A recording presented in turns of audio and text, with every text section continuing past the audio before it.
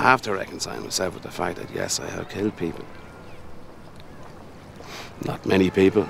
It is really hard to get people to watch movies that are heavily based on dialogue and acting. The movie might seem a bit slow and artsy as you lose people's attention. You might compensate that with casting well-known actors that want to do a passion project and get paid a little less, but the script must be good. Can't have AI write it for you. In Bruges feels like an indie film, but shot with a decent chunk of change, and it was able to surprise me. But did it do it for the better or for the worse? I'm Mephisto. Like, share, and subscribe because this is my review of the movie In Bruges. So he's not fucking suicidal, is he? He put a loaded gun to his head this morning. I stopped him.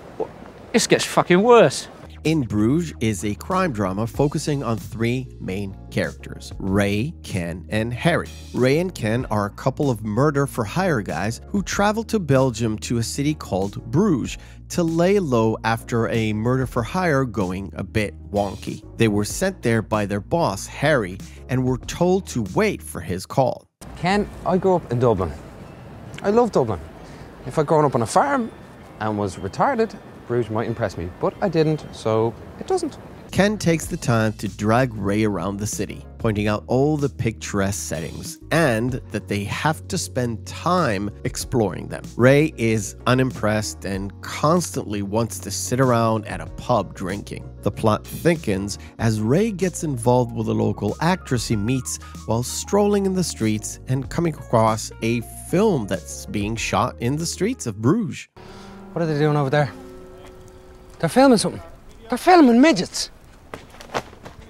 Ray? It also gets more complicated as Ken gets disturbing orders from Harry as he is tasked with a job he really doesn't want to do. 9, his name's Yuri. Yuri. He'll give you the gun. Ring me on the public phone at Jimmy Driscoll's about 3 or 4 tomorrow after it's done. I don't want to get further in the story because it will completely take away from the enjoyment of this movie. Suffice it to say that the movie takes quite a few twists and turns and keeps you on the edge of your seat as the movie progresses. Personally, I had many bad experiences with Colin Farrell as an actor. He has been in so many movies I absolutely hated, like Alexander, Phone Booth, SWAT, and the worst of the worst, Total Recall Remake. So for the longest time, I avoid watching this particular flick. That's one of the reasons why I was so surprised, because Farrell does a fantastic job in this one, and at every point you believe his struggles with a very, very bad experience murdering someone. Horse tranquilizer. A horse tranquilizer? Where'd you get that? I sold it to him. You can't sell horse tranquilizers to a midget. In fact, if you look at the cast, you might think they were plucked straight out of a Harry Potter movie. More precisely, The Goblet of Fire, which came out 3 years prior. Brendan Gleeson played Alistair Moody, Ralph Fiennes with his first appearance as Voldemort, and Clemence Posey as Fleur Delacour. But in thinking that, you will be wrong. Gleeson as Ken makes you believe that he is that cool, calm, collective assassin that knows how to hide in plain sight, and as the movie progresses, you feel the weight of his task bearing down on him. You got some sort of problem? Yeah, no problem. 4 beers in 20 minutes. No problem. Fuck off. Fiennes transforms into a character that to me was taken from a Guy Ritchie movie. If you ever seen Lock, Stock and Two Smoking Barrels, Snatch, Rock'n'Rolla, or The Gentleman, you know what I'm talking about. It's that specific London Cockney accent that he's able to produce that comes out of nowhere, which sets him apart from any other role that he's done. Yourself to be shot in the eye with a blank, which I assume the person has to get quite close to you, then yeah, really, it's all your fault for being such a puff. The overarching theme for this movie is purgatory or limbo. Our two characters, Ken and Ray, have done something bad and now they are sent to limbo or purgatory in the form of the city of Bruges to just wait for further orders. Ken accepts his fate and relishes the pause while Ray does not. The movie kind of tells on itself when Ken drags Ray into a museum and both are looking at a picture of purgatory from Dante's Divine Comedy and of course have many comments on it. That particular picture is the only thing in Bruges that Ray's even remotely interested in. And by the time the movie ends, you understand why. Kind of like the in-betweeny one.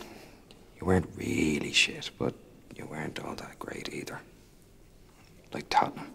The movie was beautifully written, superbly acted, and was really enjoyable and rewatchable. Gleeson, Farrell, and Fiennes gave a killer performance, no pun intended, and sucked you into this world on pause. The film touches on a lot of things that might be risky to talk about these days, or anytime, like dwarfism, suicide, and the role of children in a society filled with crime and grime. The movie asks a lot of deep moral questions that, when answered, you know if you go down below, up above, or just linger in purgatory. I highly recommend you watch this movie, if only for the performances, because they're truly amazing. If you want to find out more and go deeper into the movie, watch the movie and then take a look at our deep dive into it on our Real McCoy podcast. Because to elaborate more about this film would just ruin your viewing experience. Hey, what? Back off, shorty. You don't know karate. Ah! I thank you for watching. If you enjoyed this review, smash that like button to help me out and beat that algorithm. Check out other reviews that I've done in the past, or check out our live Saturday show where we cover all sorts of amazing films. And remember, hope is a good thing, maybe even the best of things, and no good thing ever dies. I'll see you on the next video.